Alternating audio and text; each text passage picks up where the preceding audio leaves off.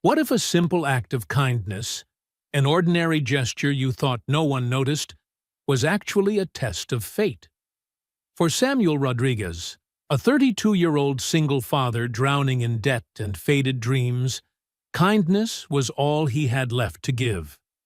The recipient was Theodore Lancaster, a quiet, grumpy old man who shuffled into Sam's small coffee shop every morning like a ghost, always sitting at the same familiar corner table. Day after day, Sam greeted him with a warm smile, a hot cup of coffee, and a few precious minutes of conversation, expecting nothing in return. He simply thought it was the simplest way to make the world a little easier to breathe, even if only for a few minutes on a gray morning. He had no idea that the lonely man sitting there was hiding a secret worth billions of dollars. A secret that was about to blow his entire life apart. Because on a stormy Tuesday morning, the coffee shop door didn't open for Theodore anymore. Instead, it opened for his team of lawyers, accompanied by 4 bodyguards in black suits, faces cold as stone. And they came for Sam. This is a true story about a man who once lost everything, but never lost his kindness. And about a lonely billionaire who found family in the last place he ever expected. If you believe a small act can change an entire life, hit subscribe and turn on the notification bell. So every week, I can share with you another story that reminds us how ordinary moments can restore faith in humanity. And now, what do you think will happen when that single father's name appears in the will of a stranger billionaire? Let's begin. The bell on the door of Beacon Street Cafe was the soundtrack of Samuel Rodriguez's life. Not a cheerful bell, but a weary, metallic chime announcing yet another customer in need of coffee, another plate to clear away, and a small, persistent hope that maybe, just maybe, the tip jar would be a little fuller today. The cafe itself was a relic, a time capsule stuck between decades gone by, with faded mustard-colored vinyl booths, linoleum floors that clung to your shoes, and the scent of burnt coffee mingled with bacon grease seeping into every crack of the wall. For Sam, or Samuel, as people still called him back in culinary school, Beacon Street Cafe was both a prison and a refuge. For the past 3 years, 6 days a week, from 5:30 in the morning until 2 in the afternoon, he performed the familiar dance of a waiter, gliding through narrow aisles with instinctive grace, balancing plates on his arm, pouring coffee without spilling a drop, and smiling so often that sometimes he forgot whether it was real. But his true passion, his soul, was locked away in a small apartment a few blocks down the street, buried under dust and unpaid bills. A dream of a restaurant bearing his name, where flavor was a language and food was a memory of childhood. That dream had become a luxury now, buried beneath piles of expenses, debt, and sleepless nights spent raising his child alone. To understand how Sam ended up in this life, we have to turn the clock back a little. Sam was born into a working-class immigrant family. His father, Miguel Rodriguez, was an electrician from Puerto Rico. His mother, Claire O'Connor, was an Irish-American nurse. They met at a hospital in Queens, between night shifts and a rainstorm, fell in love, and had Sam, their only child. He grew up between 2 worlds, hearing both Spanish and English, the smells of sofrito and soda bread blending in their tiny kitchen.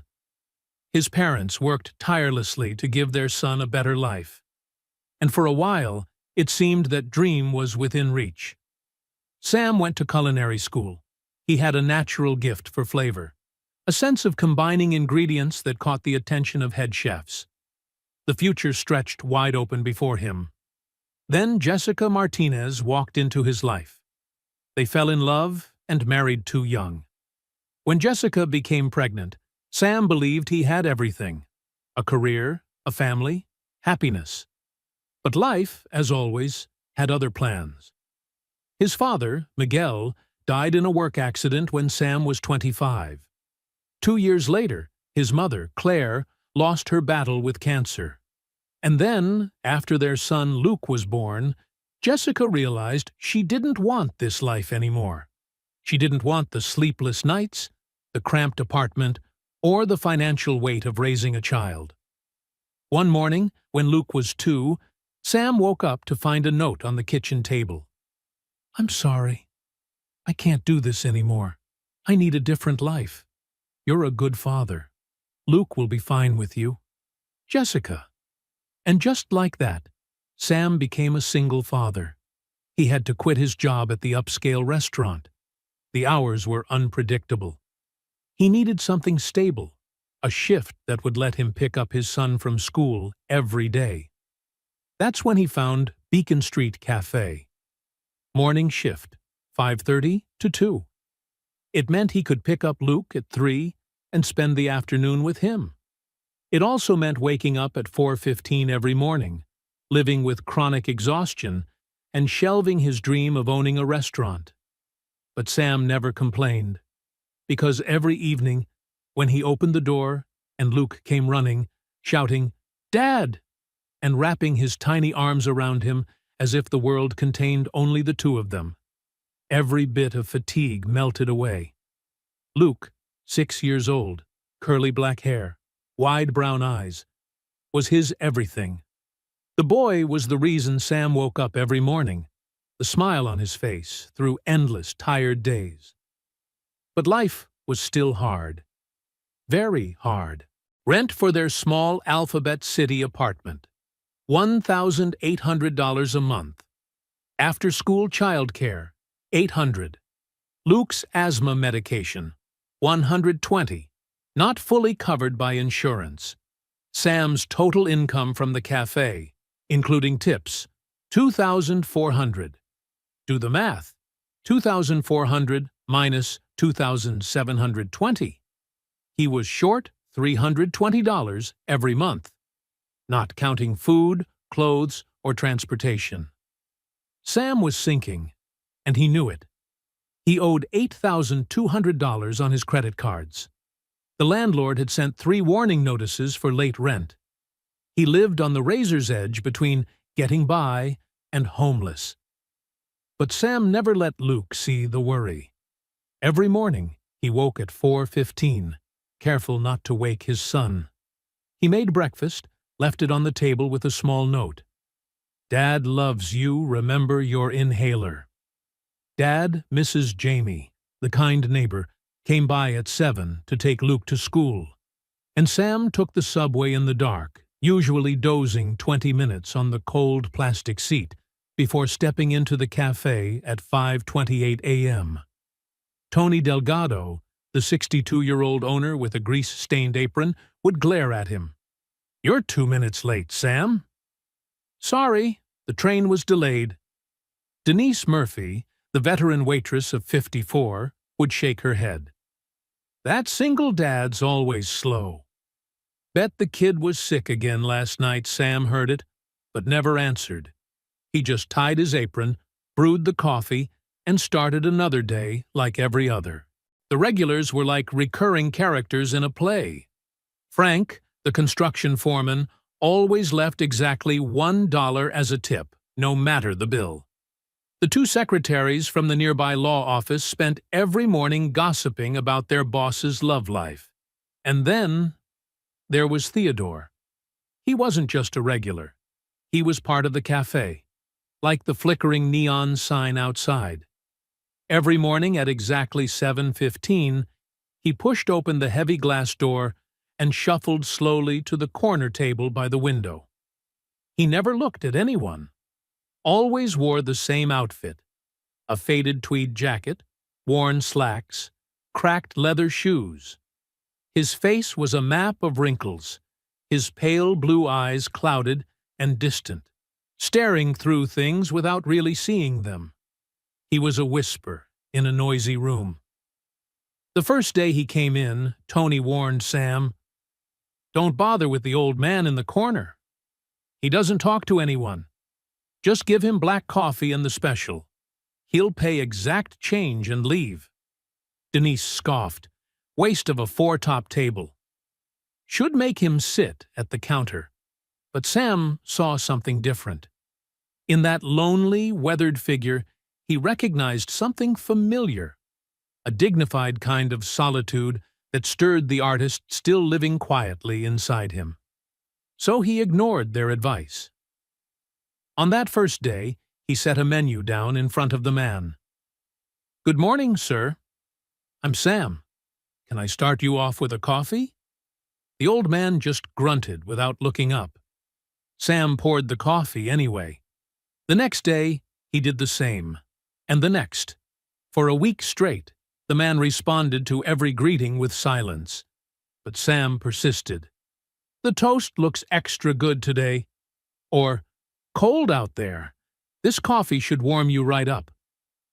Then one Monday morning, about a month later, when Sam brought the food over, he noticed the man struggling to cut his toast with a dull diner knife.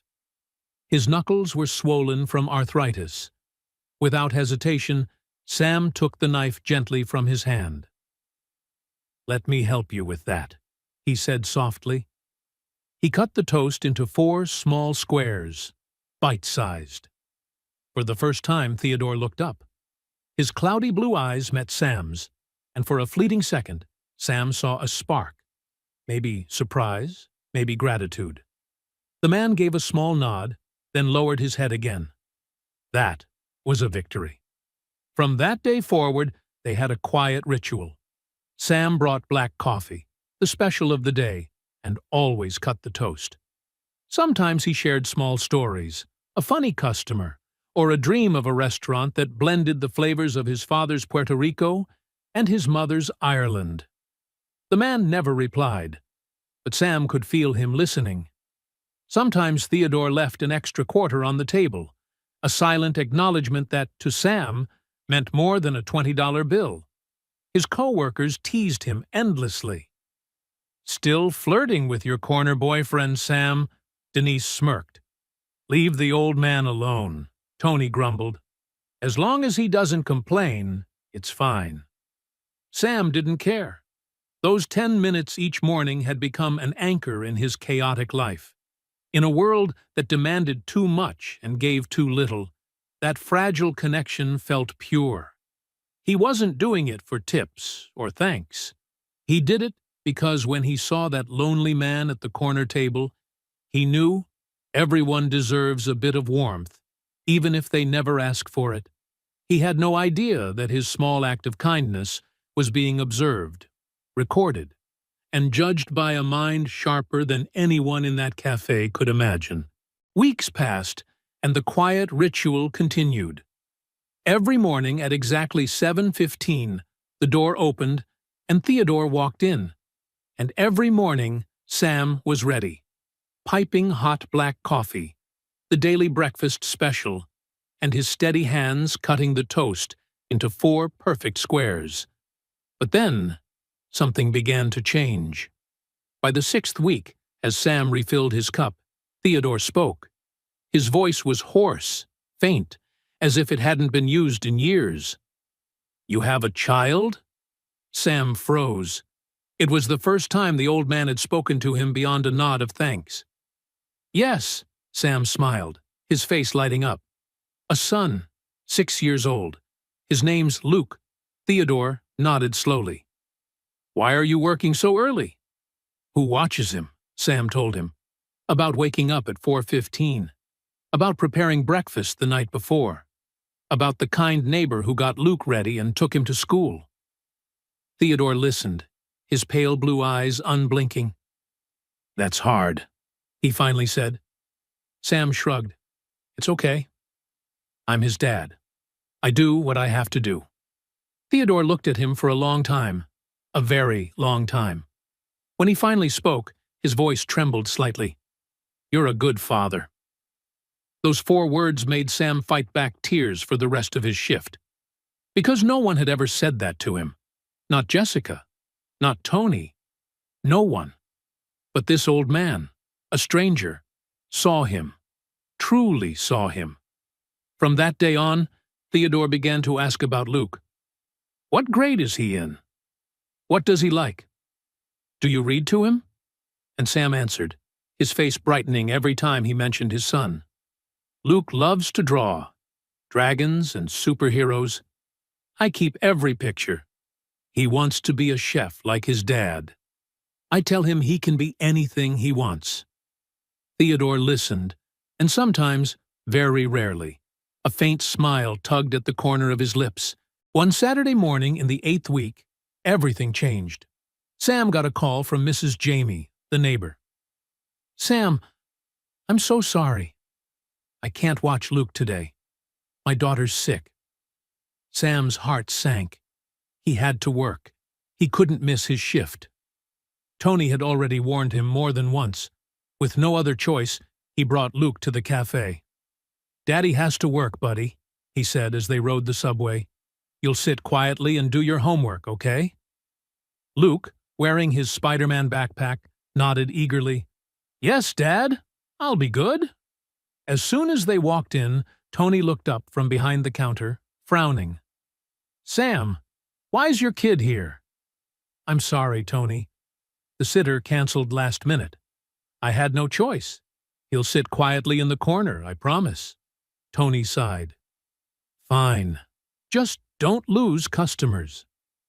Sam led Luke to a small table near the kitchen where the boy could see him. Sit here and color, okay? I'll check on you often. Luke opened his coloring book and box of crayons, tongue poking out as he concentrated on a page of Spider-Man. Sam started his shift, his eyes constantly flicking toward his son. At exactly 7:15, the door opened. Theodore walked in, but this time, as he passed, he stopped. He looked at Luke, the little boy sitting alone, bent over his drawing. Sam noticed and hurried over. I'm sorry, sir, he said quietly, embarrassed. I had to bring my son today. The sitter canceled. He won't cause any trouble. Theodore looked at Luke, then back at Sam. That's your son? Yes, sir. His name's Luke. He's 6. Theodore stayed silent for a long moment. Then he said something Sam didn't expect. Let him sit with me. Sam froze. But you! Theodore's eyes met his. For the first time, emotion flickered clearly within those pale blue irises. Pain, longing, loneliness. I'd like to get to know him. May I? Sam nodded, almost not believing what he'd heard. He led Luke to the corner table. Luke, this is Mr. Lancaster.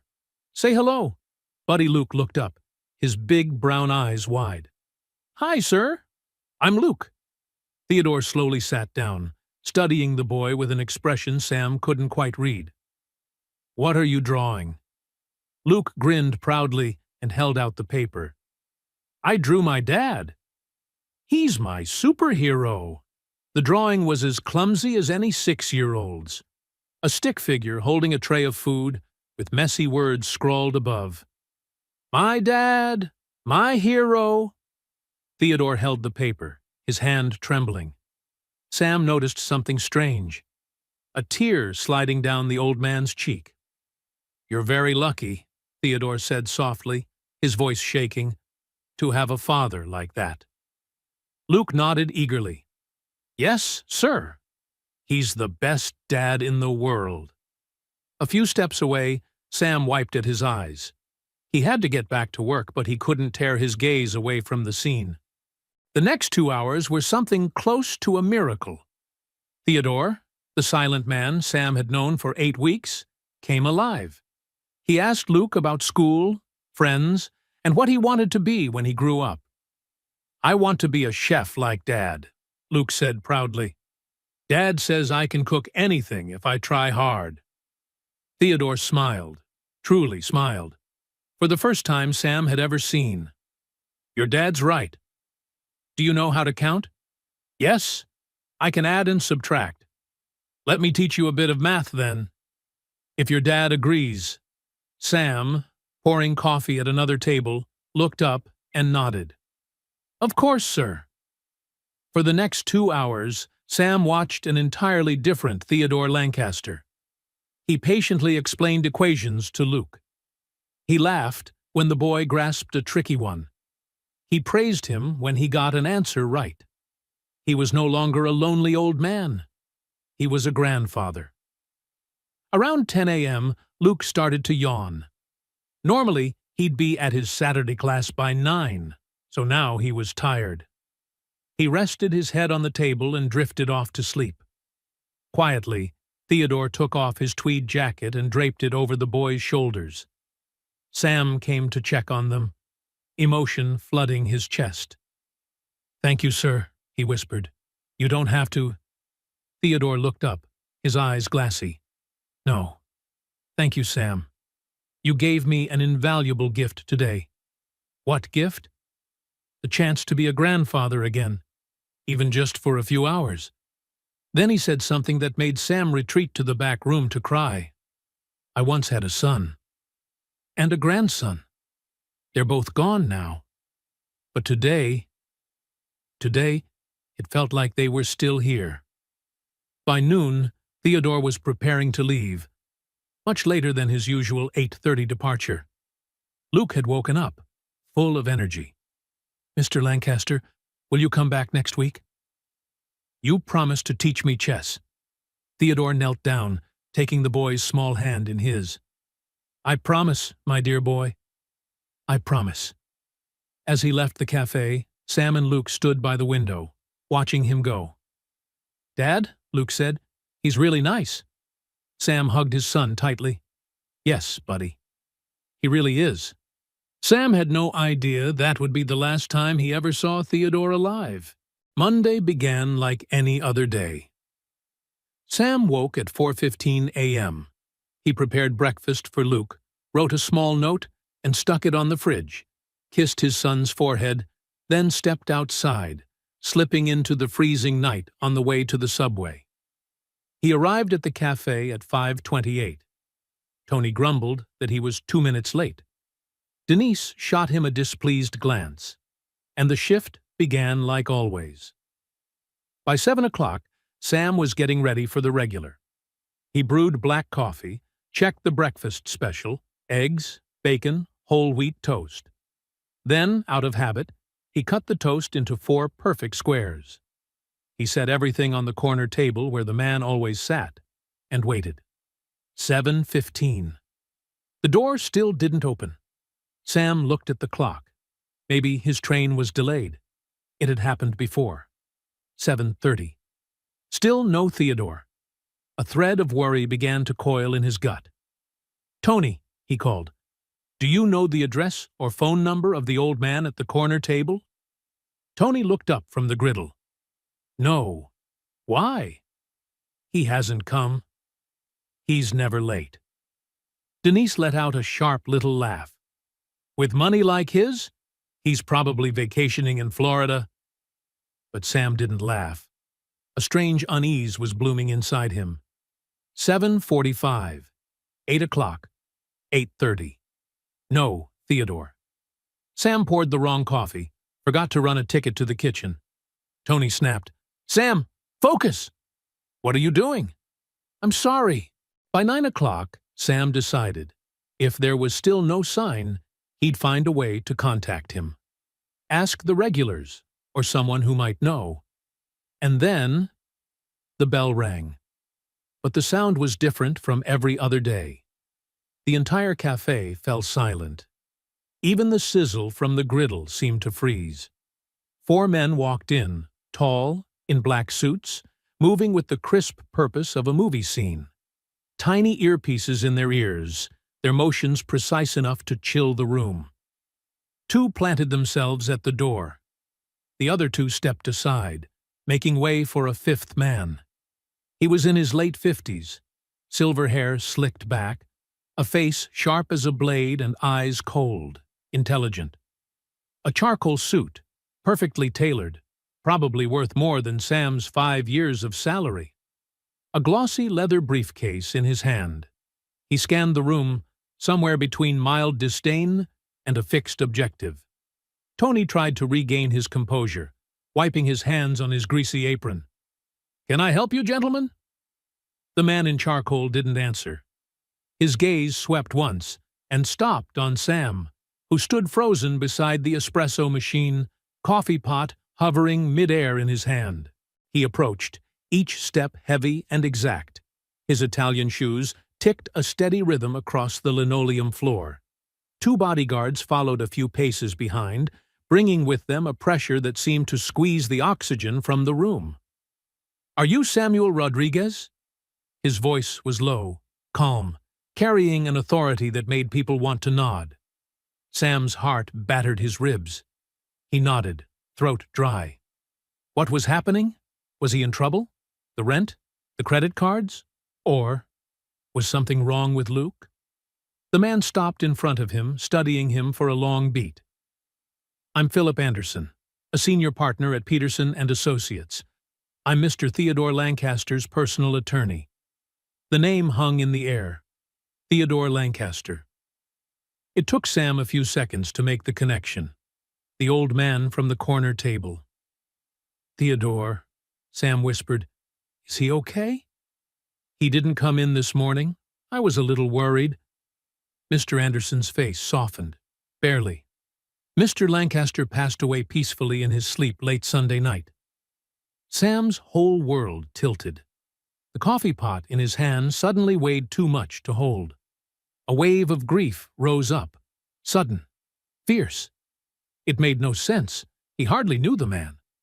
But that quiet routine, that black coffee, that morning nod, they had become part of his life. A small anchor in a chaotic world. And now, it was gone. The image of him smiling at Luke, the look in his eyes when he said, "You're very lucky," and the promise to teach chess, all of it flashed back like a film reel snapping. "Oh, God," Sam murmured. I'm so sorry to hear that." The first tear fell before he could wipe it away. Brenda at the bar gaped. Frank folded his newspaper. The whole cafe watched, following a scene no one understood. Mr. Anderson gave a slight nod, voice even. Mr. Lancaster was a very meticulous man, with very specific instructions. In his last will and final instructions, there is a provision requiring your immediate presence. If you're able, please make arrangements. A car is waiting outside to take us to the office." "A will?" Sam blinked. "I think there's been a mistake. I just served him coffee." "There's no mistake, Mr. Rodriguez," Anderson said, firm but not unkind. "You are the person who cut his toast into 4 squares every morning, for the past 18 months, without ever needing to be asked." That detail stunned Sam. He had noticed. Not just noticed. He had told his attorney. "Sal," Sam turned to Tony, who stood rigid behind the counter. I don't know what this is."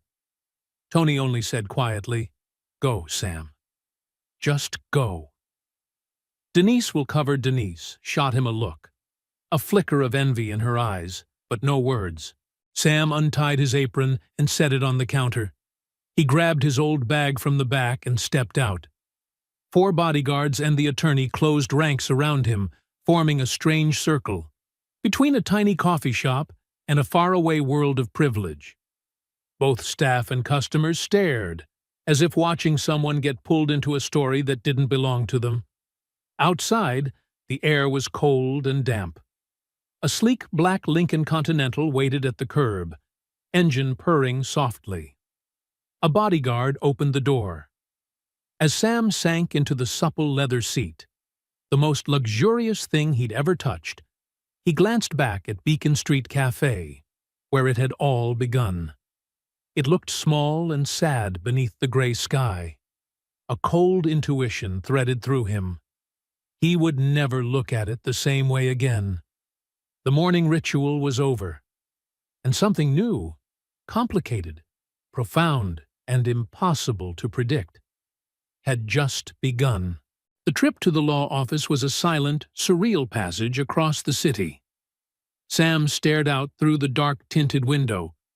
Familiar streets suddenly felt distant, separated from him by a thin veil of mist. Inside the car was a quiet oasis steeped in the smell of leather and polish. Mr. Anderson sat opposite, flipping through documents in his leather briefcase. His face was a professional mask, unreadable. In Sam's head spun a vortex of confusion and a dull grief for the old man he had hardly truly known. Peterson and Associates occupied the top floor of a glittering skyscraper in the financial district. A world far from Beacon Street Cafe, marble floors, soaring glass walls with a panoramic view of the city, hushed corridors lined with art. Sam, in faded jeans and worn sneakers, felt like a stray cat that had wandered into a palace. He was led into a large conference room where a long, glossy walnut table dominated the space. At one end of the table sat two people who looked out of place here, though for different reasons. They radiated the aura of offended privilege and impatience. The man, late 20s, hair slicked back, a designer suit a bit too tight, eyes etched with irritation. The woman beside him, likely his mother, dressed flawlessly, her face a mask of polite disdain, 10 fingers tapping impatiently on the tabletop. Mr. Anderson cleared his throat as they entered. Ms. Natalie Lancaster, Mr. Justin Lancaster. This is Mr. Samuel Rodriguez. Justin's gaze slid over Sam with open contempt, his lip curling. This is who we've been waiting for. A waiter? Grandpa must have been senile. Justin, please, the mother chided, though there was no heat in her voice. Her look toward Sam was just as cold. Mr. Rodriguez, please have a seat. Anderson indicated the chair at the opposite head of the table, set apart from the Lancasters. The distance was intentional, a chasm between two worlds. Sam sat down, fingers interlaced tightly in his lap. The bodyguards stood motionless against the far wall. The air was so taut it could be cut with a knife. Now that all parties to the principal will are present, we'll begin, Anderson announced, opening a thick leather-bound file. He put on reading glasses and began in an even, dry tone. Most of it was legal terminology that washed over Sam. Trusts, endowments for charities he'd never heard of, bequests to funds he couldn't picture. The numbers were so enormous they became abstractions, no longer money. Clearly, the Lancaster estate was a mountain. Then Anderson paused, looking directly at Natalie and Justin. To my daughter-in-law, Natalie Lancaster, and to my grandson, Justin Lancaster, I bequeath the contents of the Lancaster Family Trust, as previously arranged. The principal amount equivalent to $5 million to each, Justin snorted loudly. $5 million? That's it? An insult. The company's worth billions. Your grandfather liquidated most of his personal holdings over the past 2 years, Anderson replied coolly. He had full rights over his assets. He owed no one anything. He owes us, Natalie snapped, the polite mask cracking. We are his family. Anderson ignored the outburst and read on. All remaining personal effects, real property, and control of Lancaster Enterprises shall be handled as follows. He drew a deep breath. Sam held his, still not knowing why he was here. To my friend and physician, Dr. Howard Chen, I leave $2 million. He turned a page. Sam's eyes widened. And now, Anderson looked up over the rim of his glasses straight at Sam, his voice carrying in the hushed room, we come to the final clause. He read, To Mr. Samuel Rodriguez, the young man at Beacon Street Cafe, who extended kindness to an old man when there was no reason to, who treated him with dignity when others saw only a nuisance, and who never forgot to cut his toast because he noticed the old man's hands trembled. Sam's vision blurred with tears. He had noticed all of it. Anderson continued, his voice seeming to soften. To Mr. Rodriguez, I leave a legacy of kindness repaid. First, a gift of $500,000 to be transferred immediately to his account, to ease burdens as he once eased mine. Sam's mouth fell open. The room tilted. $500,000. More than any number he'd ever held in his life. Enough to clear every debt, to provide for Luke for years. A miracle. What? Justin shot to his feet, roaring. The old man's given $500,000 to some busboy? We'll sue. He wasn't of sound mind. Sit down, Mr. Lancaster, Anderson said, voice like ice. I'm not finished. Justin glared, then sank back into his chair, face flushed with rage. Anderson adjusted his glasses and read the final line. And finally, because it was the last place on earth I felt seen, not as a source of money, but as a human being, I bequeath to Mr. Samuel Rodriguez the entirety of the assets and business known as Beacon Street Cafe at 428 East 14th Street, which I purchased 6 months ago through a subsidiary. Silence. A heavy, suffocating silence filled the conference room. Sam stared. The cafe? He had bought the cafe for himself. Justin laughed. Not a pleasant laugh, but a cold, vicious, incredulous bark. The cafe. He left him a grease trap. Perfect. After all those pretty words, he locked the busboy in his own cage. Grandpa had a twisted sense of humor, but Anderson did not laugh. He closed the will, removed his glasses, and looked at Sam with an expression hard to name. Part sympathy, part respect, and part warning. There is one more thing, Mr. Rodriguez. The cafe comes with a small investment portfolio Mr. Lancaster attached to the business to secure long-term operations and renovation. That portfolio is currently valued at approximately $6 million. Justin's laughter died. The color drained from his face, from red to chalk white. Natalie's carefully manicured hand flew to cover her mouth. Sam felt the ground drop away beneath him. $6 million. The cafe. Not a cage. A kingdom. The taciturn old man he served every morning, the man he had once pitied, wasn't just wealthy.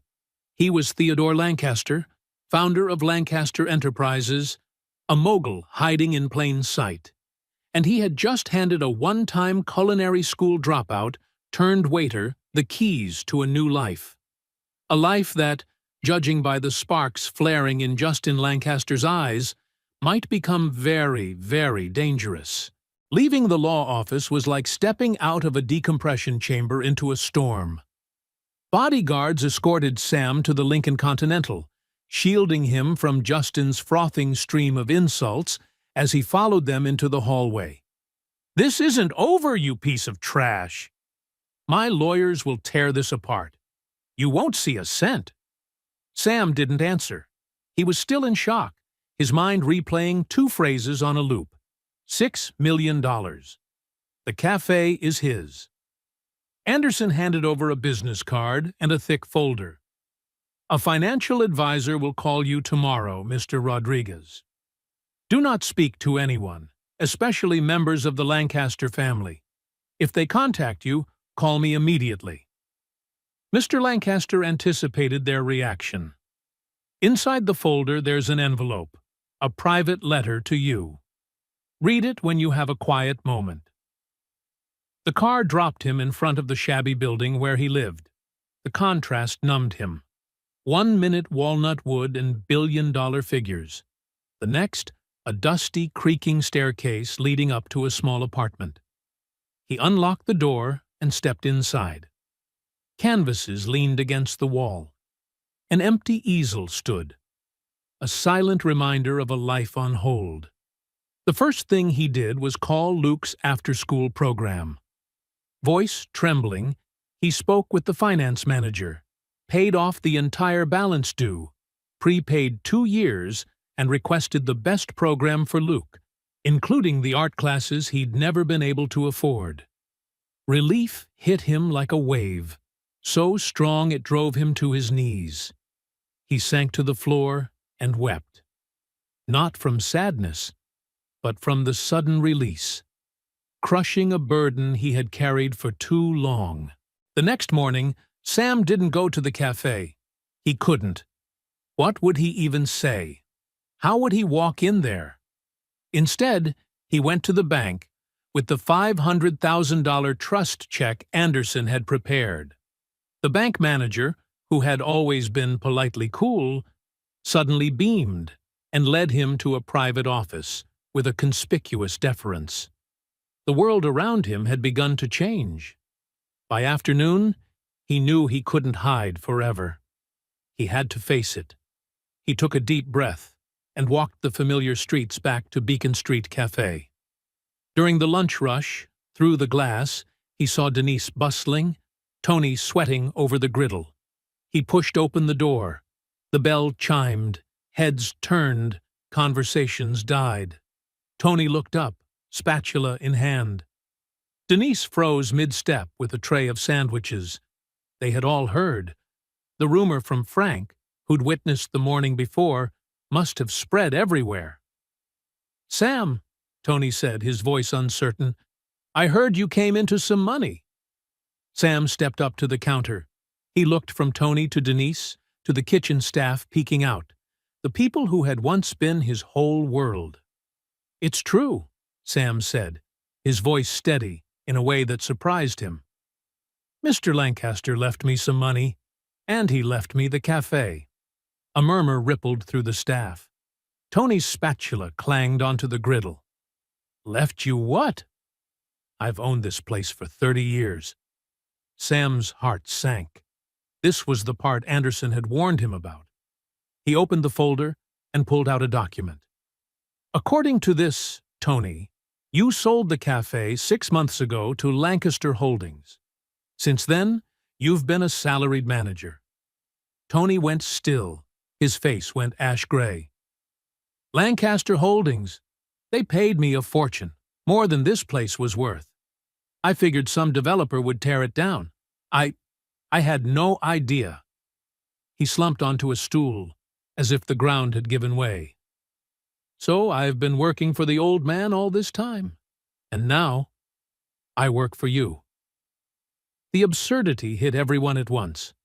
Sam Rodriguez, the quiet server whose hours had been cut, was now their boss. Denise barked out a bitter, scraping laugh. "Fairy tale stuff, huh? So what now, boss? Fire everyone and hire your friends?" The test hung in the air. The first trial.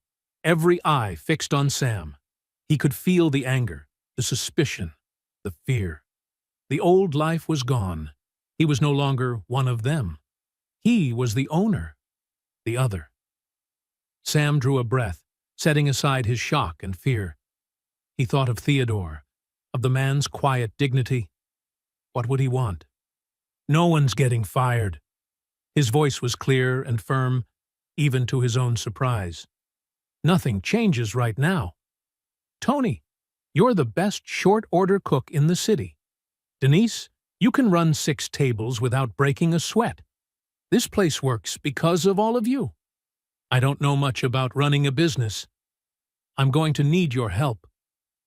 That sincerity vented the pressure in the room. Tony looked up, a flicker of hope in his eyes. Denise still frowned, unconvinced. "So, what's your big plan? Champagne with caviar?" "No," Sam said with a small smile. "The first since yesterday. But I'm buying a new espresso machine, a knife grinder, and we're fixing that air conditioner." It was exactly the right thing to say. A couple of cooks in the back laughed. Those were the daily gripes. Small, stubborn miseries. Having the new owner, once their co-worker, acknowledge them meant more than they expected. At that moment, the bell chimed again. A mail carrier stood in the doorway. "Package for Sam Rodriguez." Sam signed, opened it, puzzled. Inside was a slim, elegant box stamped Peterson and Associates. Resting on velvet lay an antique brass key and a handwritten letter on thick cream paper. The handwriting was shaky, but clear. From Theodore. Sam opened the letter, hands trembling. My dear Sam, if you're reading this, the world has learned my secret, and you have received my gift. The money is for your freedom. The cafe is for your heart. This key is for your future. It opens my private office. Philip knows where. Go there. Understand why. One last request from an old man. Please go. Theodore P.S. There's a small gift for Luke in my desk drawer. Wait until his birthday. A key. A secret office. Sam looked up from the letter, his head spinning. This legacy wasn't just money and a building. It was a mystery. And as he took in the uncertain faces of the staff and remembered Justin Lancaster's venomous threats, Sam understood. He would have to solve it if he truly wanted to claim his new life. The address Mr. Anderson gave Sam was on Fifth Avenue, one of those pre-war limestone buildings with a canopied entrance and a doorman who looked like a retired general. As the taxi pulled to the curb, a fresh wave of unease rose in him. He wore the nicest outfit he owned, a plain black shirt bought at a thrift store, and still felt like an imposter. Mr. Anderson was waiting in the lobby, solemn. He hasn't let anyone into his private apartment in over 10 years, he said, as the two of them stood in a wood-paneled elevator gliding quietly to the top floor. Not even family. He handled all business at headquarters. This was his refuge. The elevator opened directly into the apartment. Sam stepped out and forgot to breathe. The space was vast, walls of glass from floor to ceiling, looking straight out over Central Park. But it wasn't the view or the luxury that overwhelmed him. It was the art. Paintings covered the walls. Over the fireplace hung a Monet, water lilies shimmering in the afternoon light. A Degas, a dancer sculpture, stood on a plinth. On the adjoining wall was a small Van Gogh self-portrait, its gaze blazing through him. A private museum with flawless taste. He was one of the most discreet art collectors in the world, Anderson murmured, watching Sam's reaction. This is what Justin really wants. This collection, it's priceless. The apartment was perfect to the point of coldness, and loneliness seeped into every corner. No family photos, no trace of everyday clutter, just priceless art and elegant, sterile furnishings, like a gilded cage. The study is this way. Anderson led Sam down a long hallway. He stopped at a heavy oak door. He gave me a sealed envelope with the key, instructing me to open it only after his death to grant you access. I'll wait out here. Sam's hand trembled slightly as he fit the antique brass key Theodore had left him into the lock. The mechanism turned with a satisfying click. He pushed the door open and stepped inside. The study was nothing like the rest of the apartment. Warm, lived in. Books crammed every shelf, from classical literature to modern physics. By the fireplace sat a large, worn leather armchair. The air carried the faint scent of old paper and extinguished pipe tobacco. But what dominated the room was the wall behind the desk. Not a painting, a corkboard, stretching from floor to ceiling, overlaid with a complex web of photographs, stock charts, legal documents, handwritten notes, all connected with colored string. The strategic map of a general commanding a global empire. This was the true Theodore Lancaster. At the very center of that web was something out of tune, a small, slightly blurred photograph. Sam stepped closer. It showed a woman laughing, seated on a checkered picnic blanket in a park. She was lovely, kind eyes, a warm smile. Beside it, another photo. The same woman, standing proudly in front of a small, charming shop. The sign read, Maggie's Table, where everyone is family. Sam's eyes were drawn to yellowed newspaper clippings. The headlines told a tragic story. Promising restaurateur Margaret Lancaster killed in car accident. Corporate shark Harrison Vance snaps up bankrupt restaurant chain. Lancaster Enterprises announces hostile takeover of Vance Industries. Everything clicked into place. Margaret must have been his wife, someone who opened simple places where people could sit and eat together.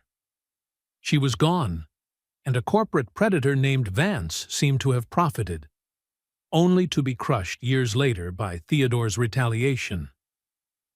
Sam glanced at another section of the board, the part devoted to Justin.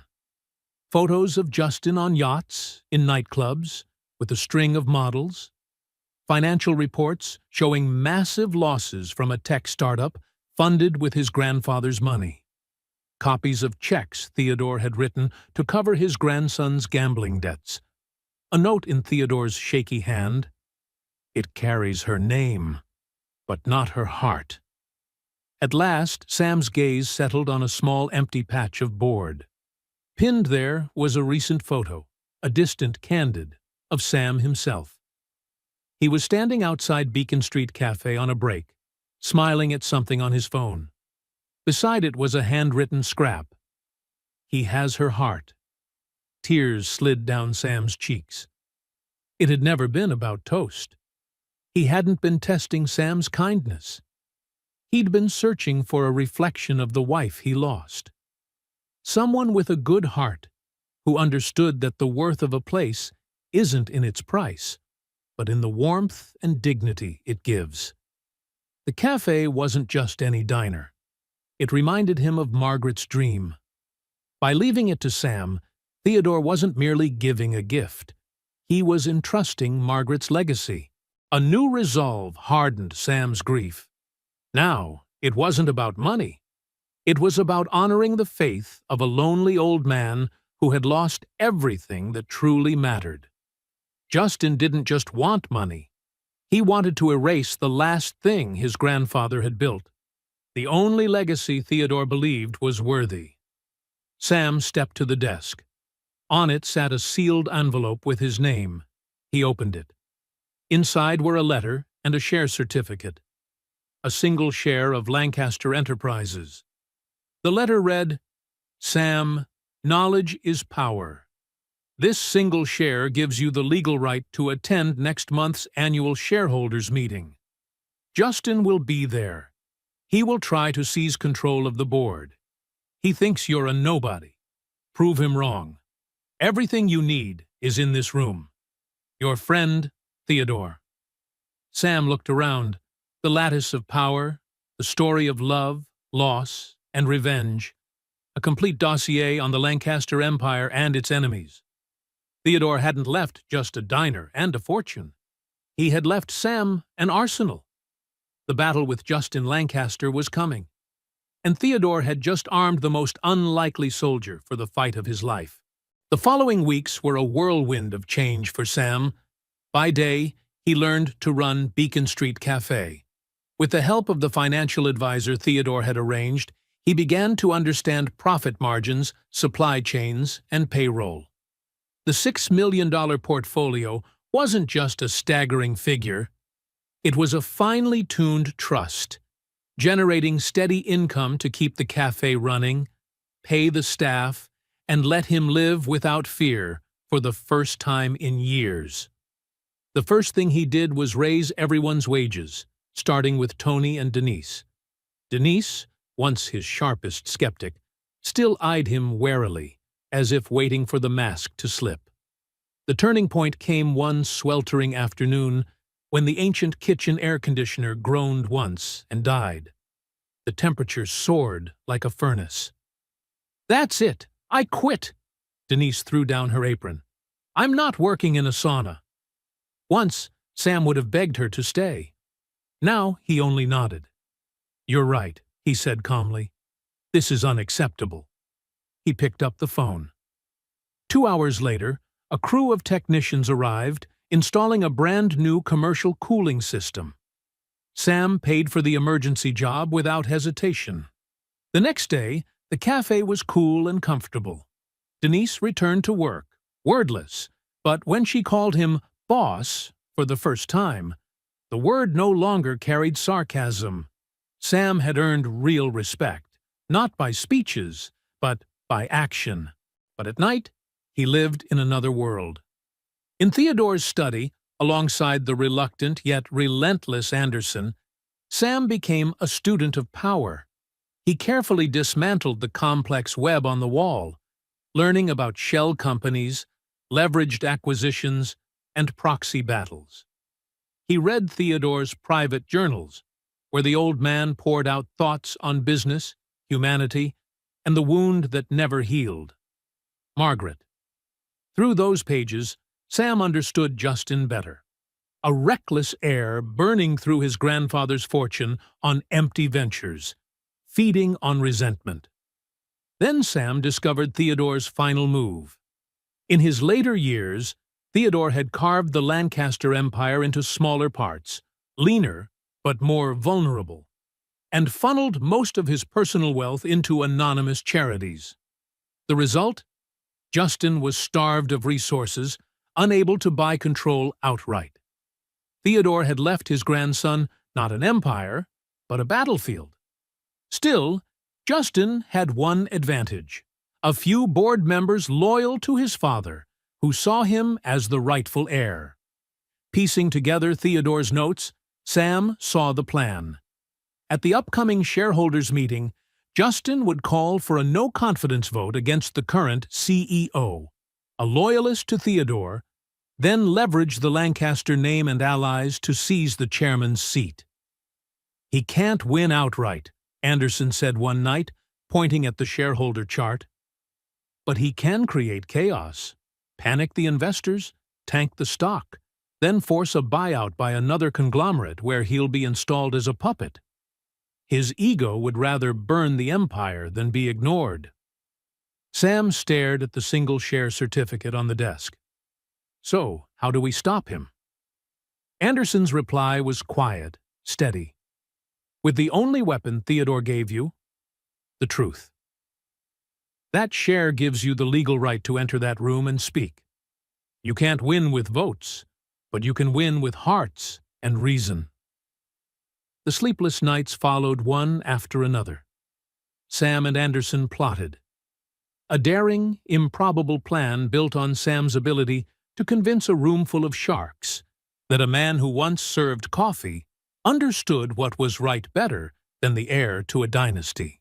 The day of the meeting arrived. Sam stood before the mirror in Theodore's penthouse bedroom. No more faded t-shirt. Anderson had insisted on hiring a stylist. He wore a perfectly tailored navy suit, hair slicked neatly back. He looked composed, confident, though inside his heart thrashed like a trapped bird. "You're ready," Anderson said from the doorway, a rare, faint smile crossing his face. Theodore would be proud. 2 security guards escorted Sam to the lobby. As he stepped into Lancaster Tower, the chandeliers blazing overhead, he saw him, Justin, surrounded by allies, laughing loudly, arrogance pouring off him. When he spotted Sam, his grin faltered, then curved into a mocking smile. "Well, look who showed up," Justin said loudly, for everyone to hear. "Here to serve coffee, buddy?" Laughter rippled through the group. Sam didn't answer. He met Justin's gaze, calm and steady. "I'm a shareholder, Justin," he said, his voice clear and firm. "And I have every right to be here." He walked straight past him, head held high. And in that moment, the man once dismissed as the corner table waiter stepped into the lion's den. The battle had begun. The boardroom felt like a theater of corporate power. A massive U-shaped table filled the center, surrounded by men and women in immaculate suits, faces carved from years of wealth and authority. Behind them, tiered rows overflowed with shareholders, analysts, and members of the press. Led by Mr. Anderson, Sam took a seat in the front row reserved for shareholders. He could feel the weight of hundreds of eyes, curious, skeptical, even mocking. The meeting began with dry financial reports, charts, numbers, graphs sliding by like rain against glass. Sam listened, hands clasped tightly in his lap, his heartbeat quick but his gaze steady. Then the chairperson spoke. "We'll now move to new business." Instantly, Justin rose. He was born to perform, charismatic, confident, voice booming. "Lancaster Enterprises," he began, "is the legacy of my family. My grandfather was a legend, but his time has passed. It's time for a new Lancaster, young, bold, ready to lead this company into the 21st century." He spoke passionately, painting grand visions, tearing down the current leadership as stagnant and uninspired. Then came his final crescendo. "I formally call for a vote of no confidence in the current CEO, and I nominate myself, Justin Lancaster, as the new chairman of the board." A murmur rippled through the room. Several board members nodded, clearly supportive. Justin was in control. The current CEO, George Riley, competent but lacking showmanship, stood to defend himself, but his mild words were shredded by Justin's sharp, rehearsed retorts. "Anyone else wish to speak before we proceed to a vote?" the chairperson asked, scanning the room. Anderson looked at Sam, a subtle nod. Sam stood. A wave of whispers swept through the chamber. "Who is that? What's he doing here?" Justin arched a brow, smirking. "I thought this part was for shareholders, not the help." Sam faced the board, his voice carrying through the microphone, shaky at first, but gaining strength with each word. "I am a shareholder, sir. My name is Samuel Rodriguez." He didn't look at Justin. He looked into the eyes of every person in the room. Mr. Lancaster spoke about legacy. "I'm here today because I, too, am part of Theodore Lancaster's legacy. Not the legacy of billions and takeovers, but the legacy of his final years." Then he told the story of Beacon Street Cafe, of the quiet old man in the corner booth, and of the toast he always cut into squares because he noticed the old man's hands trembled.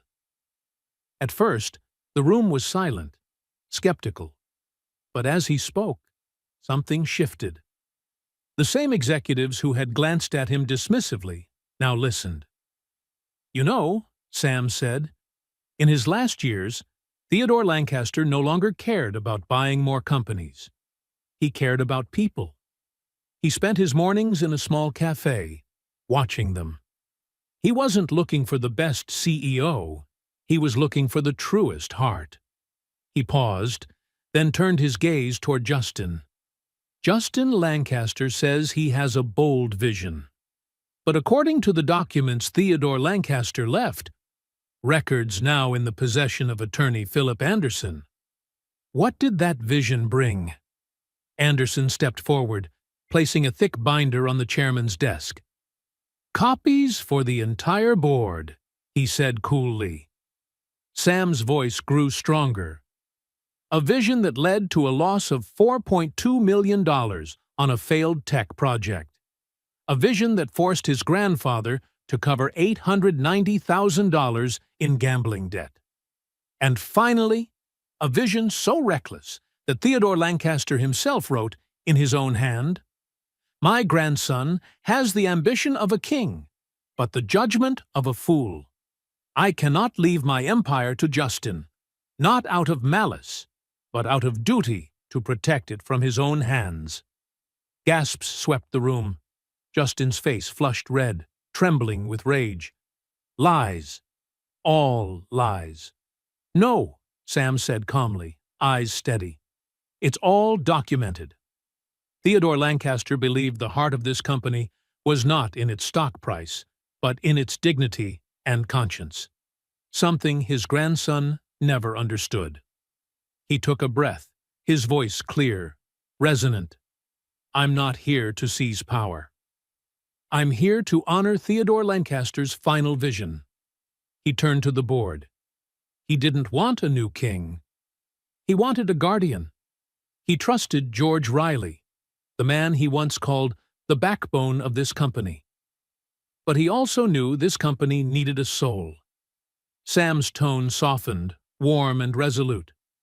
"So, as a shareholder, I propose an amendment to the company charter, that 10% of annual profits be allocated to establish the Lancaster Legacy Fund, to support small businesses and education scholarships, in line with Mr. Theodore's wish." He paused, then smiled faintly. "And I nominate myself, Samuel Rodriguez, owner of Beacon Street Cafe, the heir Theodore Lancaster chose, to oversee that fund." Silence fell, thick and electric. Then, from the far end of the table, an elderly man, the board's longest-serving member, Theodore's friend of 50 years, lifted his hands and began to clap. Once, twice, 3 times. The sound spread, slowly at first, then rising in waves. Soon the entire room, investors, shareholders, even some who had backed Justin, were on their feet, applauding. No one said another word. Justin stood frozen, his expression shattering. Defeated not by a businessman, but by a waiter with a story that was true.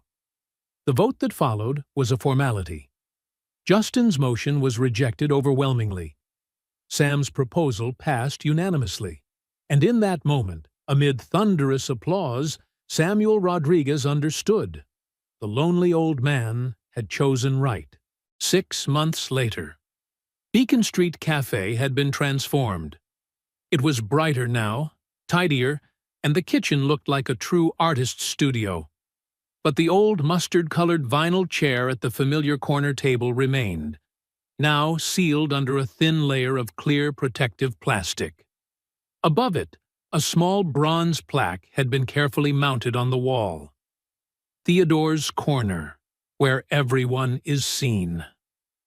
Sam now divided his time between running the cafe, with Tony as a well-paid manager and Denise as an improbably loyal shift leader, and overseeing the Lancaster Legacy Fund, which was quietly changing lives. For the first time in years, he had time to paint again. His canvases were now vibrant with color, reflecting the balance he had found between past and present, between art and work, between kindness and power. One Saturday morning, Luke, now 7, sat at the corner table doing homework. Sam passed by, carrying 2 cups of hot chocolate. "Dad," Luke looked up from his sketchbook, "do you think Mr. Theodore would like it here now?"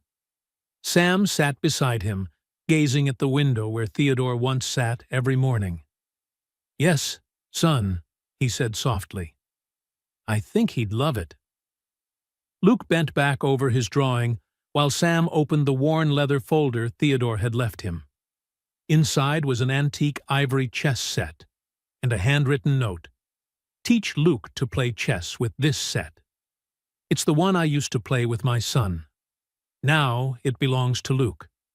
And through him, I hope our true legacy will live on, not in wealth, but in kindness." Theodore Sam placed the chessboard on the table. "Luke, how about I teach you how to play chess?" Luke's eyes lit up. "But Mr. Theodore was supposed to teach me." Sam smiled. "I know, but now he wants me to teach you. And one day, you'll teach your own child." They began arranging the pieces. The faint clicks of wooden chessmen echoed like time looping back on itself. The bell over the door jingled. An elderly man, thin, silver-haired, walking alone, stepped inside. He paused, looking around uncertainly, something lost and sad in his eyes. Sam stood, greeting him with a warm smile. "Good morning, sir. A table for one?" The old man nodded faintly. Sam led him to the corner table, Theodore's table. "This is the best seat in the house," Sam said. "How do you take your coffee?" "Black," the old man murmured. Sam nodded and turned toward the counter. As he did, he caught Luke watching. "Dad," Luke whispered, "he looks sad." Sam bent down, resting a hand on his son's shoulder.